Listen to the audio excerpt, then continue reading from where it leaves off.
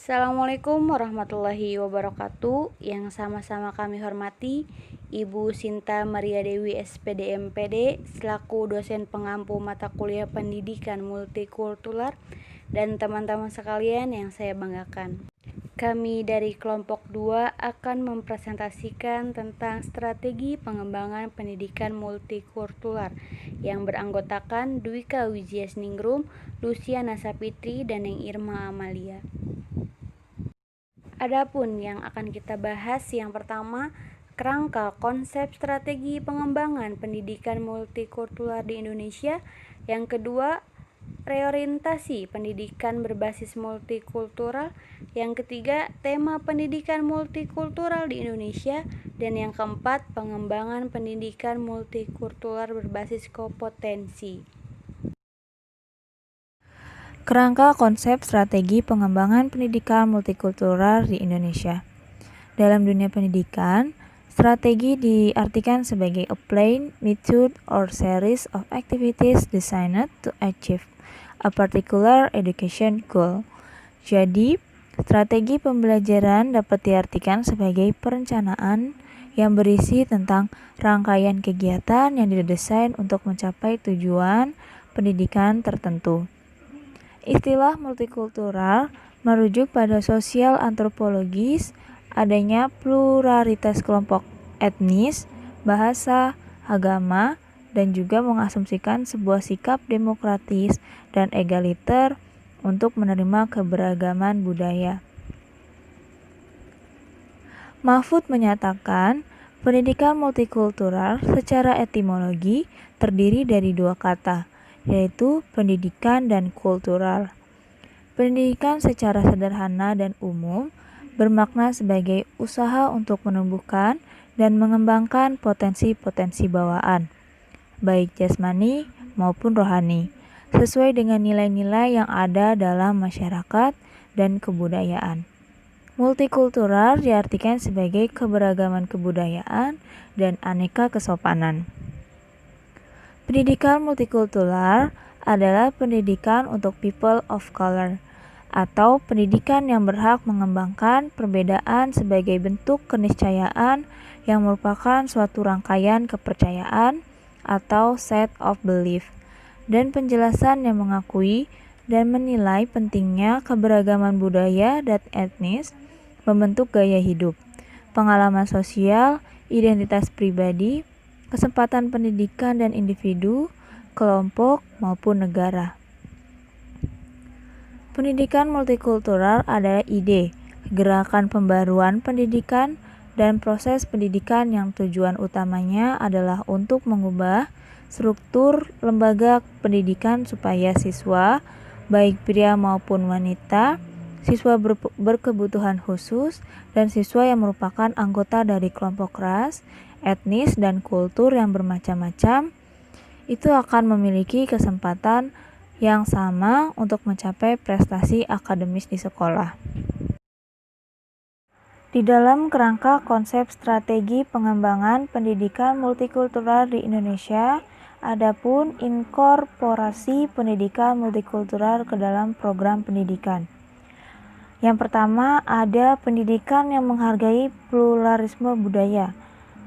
Yang kedua, alternatif dari membiarkan anak memperoleh sendiri pengalaman pluralisme budaya sporadis dan fragmentaris.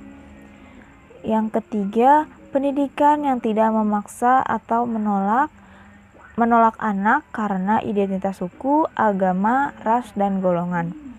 Yang keempat, pendidikan yang mengakui kebutuhan dan manfaat anak untuk berbagai bersama diversitas warisan etnik mereka.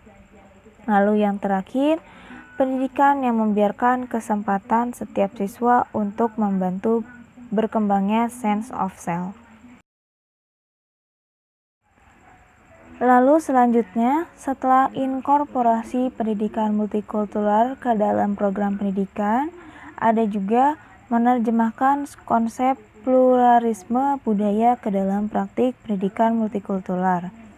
Salah satu definisi kebinekaan budaya yang diadopsi dari The National Coalition of Cultural Pluralism adalah sebagai berikut.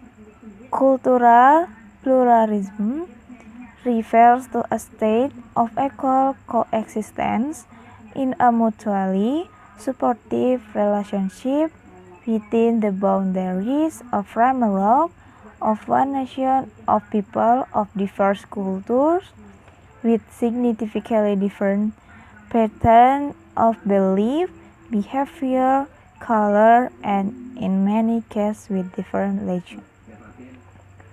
Pluralisme budaya memvisikan sebagai masyarakat multi-etnik yang saling menghormati dan mengapresiasi berbagai budaya dan memiliki hak yang sama dalam kerangka pelestarian dan pengembangan tradisi budayanya masing-masing.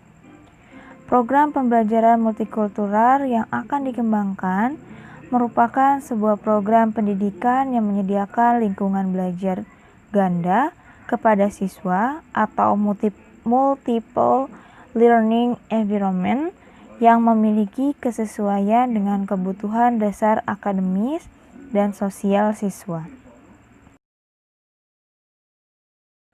Model pembelajaran multikultural dikembangkan dan diarahkan pada pencapaian kompetensi-kompetensi tetangga, yaitu yang pertama, nilai-nilai persatuan kesatuan, demokrasi, keadilan, kebebasan, persamaan derajat atau saling menghargai dalam keberagaman budaya.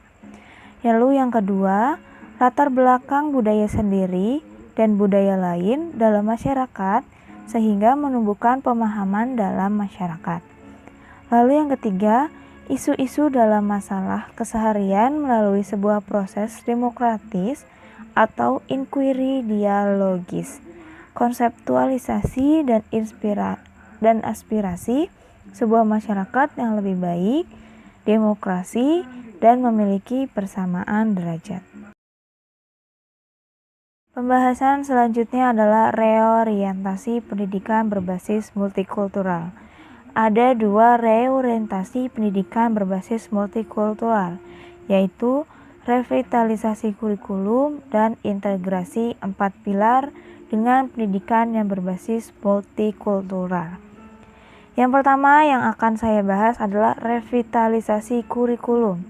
Di dalam revitalisasi kurikulum ada fokus pembahasan pendidikan multikultural, yaitu yang pertama etnisitas, yaitu penelaahan terhadap berbagai kelompok etnis atau budaya, keunikan masing-masing etnik, serta kontribusinya terhadap kebudayaan nasional. Yang kedua, mempelajari dampak dari ketidakadilan. Lalu yang ketiga, proses pembelajaran. Implikasi dari pendidikan multikultural ini mencakup hasil serta proses instruksional, tujuan pembelajaran, materi pembelajaran, proses pembelajaran, dan evaluasi. Lalu yang keempat, kurikulum yang bersifat akomodatif dan komprehensif. Selain ada faktor, ada juga upaya revitalisasi kurikulum dalam mengakomodasi multikultural. Hendaknya mengidentifikasinya dulu, yaitu yang pertama adalah faktor sosial budaya yang dapat dijadikan perbedaan individual peserta didik sebagai faktor-faktor yang konstruktif. Lalu yang kedua, mengidentifikasikan nilai-nilai yang sepatutnya diajarkan secara eksplisit atau implisit. Lalu yang ketiga, penerapan 4 pilar proses pembelajaran, yaitu yang antara lain learning to know, learning to do, learning to be, learning to live together. Nah, selain revitalisasi pendidikan, ada juga integrasi 4 pilar dengan pendidikan yang berbasis multikultural. Di dalam integrasi 4 pilar dengan pendidikan yang berbasis multikultural, adapun strategi pengembangan pendidikan multikultural yang dapat dikembangkan untuk tercapainya tujuan pendidikan nasional berbasis multikultural. Antara lain yaitu yang pertama, pengembangan kurikulum. Di sini contohnya seperti pembaruan kurikulum yang mengutamakan materi yang esensial dan sistem evaluasi yang relevan dengan tujuan pendidikan nasional. Lalu yang kedua, peningkatan kualitas profesional tenaga kependidikan. Seperti contohnya penyempurnaan sistem pendidikan prajabatan dan dalam jabatan guru, serta pembinaan guru untuk meningkatkan kewibawaan guru dan tenaga pendidik lainnya. Lalu yang ketiga, pengembangan sistem pengelolaan pendidikan. Di sini contohnya seperti mengembangkan sistem pengelolaan pendidikan dengan menegakkan sekolah atau lembaga pendidikan sebagai pusat pembudayaan nilai-nilai yang sesuai dengan tuntutan masyarakat maju yang berdasarkan Pancasila. Lalu yang keempat, pengembangan sistem pendidikan tinggi. Sistem pendidikan tinggi perlu dikembangkan dengan melaksanakan tridharma perguruan tinggi sehingga dapat menjadi agen pembangunan masyarakat. Lalu yang kelima, penyamaan persepsi masyarakat. Seperti contohnya memberikan dukungan bagi terlaksananya fungsi dan tercapainya tujuan pendidikan nasional. Tema pendidikan multikultural di Indonesia. Yang pertama, tema ketuhanan. Tema ketuhanan dimaksudkan untuk membentuk sikap sadar terhadap nilai-nilai, norma-norma religius siswa, meyakini dan menjalankan ajaran agama sesuai dengan agama dan kepercayaannya dalam kehidupan pada masyarakat yang beragama. Tema ketuhanan mencakup aspek-aspek ketakwaan dan toleransi. Tema kemanusiaan. Tema kemanusiaan dapat membentuk sikap peduli dan menjunjung tinggi nilai-nilai kemanusiaan dengan mengakui persamaan derajat, hak, dan persamaan kewajiban sesama manusia. Tema kemanusiaan mencakup humanisme dan kesederajatan, persamaan hak, dan persamaan kewajiban sesama manusia. Tema kemanusiaan mencakup humanis dan kesederajatan. Yang ketiga yaitu tema persatuan dan kesatuan. Tema persatuan dan kesatuan dapat membentuk pikiran, pemahaman, dan sikap atau perilaku yang senantiasa mengutamakan keutuhan dan kedaulatan kolektif sebagai warga masyarakat dan warga bangsa dengan semangat pluralitas antar budaya. Yang keempat yaitu tema kerakyatan.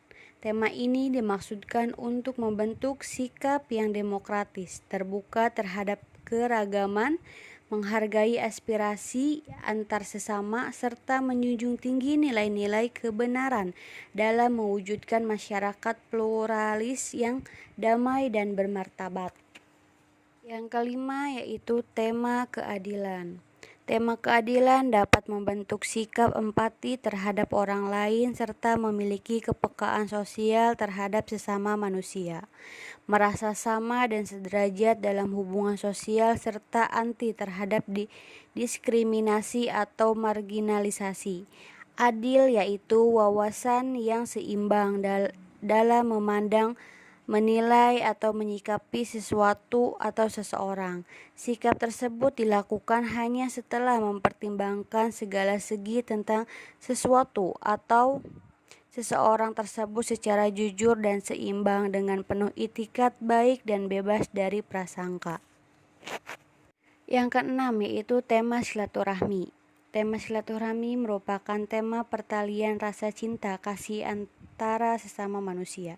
Sifat utama Tuhan adalah kasih sebagai satu-satunya sifat ilahi yang diwajibkan sendiri atas dirinya. Manusia harus cinta kepada sesamanya agar Tuhan cinta kepadanya. Yang ketujuh yaitu tema persaudaraan. Tema persaudaraan ini intinya hendaklah kita tidak mudah merendahkan golongan yang lain, tidak saling menghina, tidak saling mengejek, banyak berprasangka, suka mencari-cari kesalahan orang lain, dan suka membicarakan orang lain yang tidak ada di hadapan kita. Yang kedelapan yaitu tema persamaan. Tema ini dimaksudkan yaitu semua manusia, tanpa memandang jenis kelamin, kebangsaan, ataupun kesukuan, adalah sama dalam harkat dan martabat. Yang terakhir yaitu tema baik sangka. Tema baik sangka yaitu tema yang menghendaki sikap penuh baik sangka kepada sesama manusia, karena secara fitrah atau kejadian asal yang suci, manusia adalah baik. Manusia pada hakikat asalnya berkecenderungan kepada kebenaran dan kebaikan. Pengembangan pendidikan multikultural berbasis kompetensi. Konsep pendidikan berbasis kompetensi. Pendidikan berbasis kompetensi menekankan pada kemampuan yang harus dimiliki oleh lulusan suatu jenjang pendidikan. Kompetensi atau standar kompetensi merupakan perpaduan dari pengetahuan, keterampilan, nilai, dan sikap yang direfleksikan dalam kebiasaan berpikir dan bertindak. Gordon tahun 1998 menjelaskan beberapa aspek atau ranah yang terkandung dalam konsep kompetensi. Yang pertama, pengetahuan atau knowledge, yaitu kesadaran dalam bidang kognitif. Yang kedua, pemahaman atau understanding, yaitu kedalaman kognitif dan efektif yang dimiliki oleh individu. Yang ketiga, kemampuan atau skill, adalah sesuatu yang dimiliki oleh individu untuk melakukan tugas atau pekerjaan yang dibebankan kepadanya. Yang keempat, nilai, adalah standar perilaku yang telah diyakini dan secara psikologis telah menyatu dalam diri seseorang. Yang kelima, sikap atau attitude, yaitu perasaan, merasa senang, tidak senang, suka, tidak suka, atau reaksi terhadap suatu rangsangan yang datang dari luar. Yang terakhir, yang keenam, minat atau interest, adalah kecenderungan seseorang untuk melakukan suatu perbuatan. Perumusan aspek-aspek kompetensi secara terperinci dapat dilakukan dengan menganalisis kompetensi. Bloom et al. Tahun 1956 menganalisis kompetensi menjadi 3 aspek dengan tingkah yang berbeda-beda.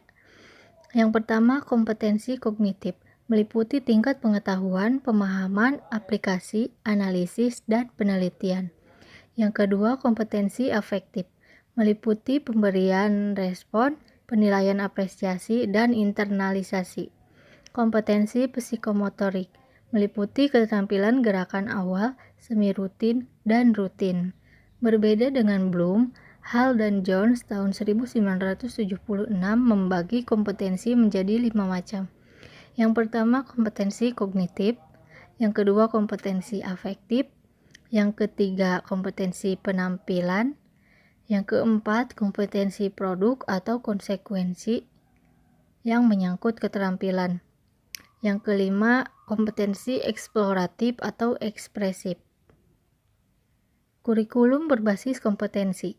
Kurikulum berbasis kompetensi atau KBK dapat diartikan sebagai konsep kurikulum yang menekankan pada pengembangan kemampuan melakukan kompetensi, tugas-tugas dengan standar performasi tertentu sehingga hasilnya dapat dirasakan oleh peserta didik berupa penguasaan terhadap seperangkat kompetensi tertentu.